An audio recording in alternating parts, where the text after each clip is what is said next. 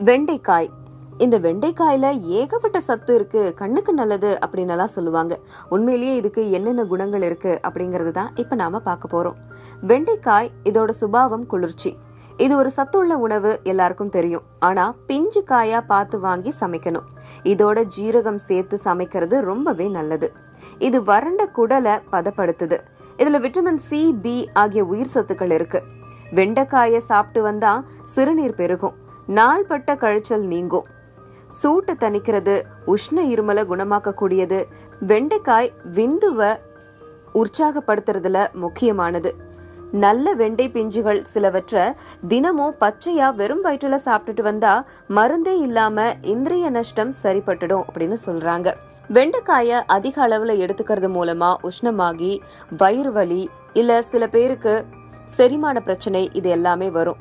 இதுக்கு மாற்று என்ன அப்படின்னு கேட்டா ஜீரகம், புளித்த மோர். வெண்டைக்காய் சாப்பிடும் போதெல்லாம் ஜீரகத்தையும் புளிச்ச மோரையும் எடுத்துக்கிட்டோம் அப்படின்னா வெண்டைக்காயால வர்ற சில பாதிப்புகளை நம்ம தடுக்கலாம்.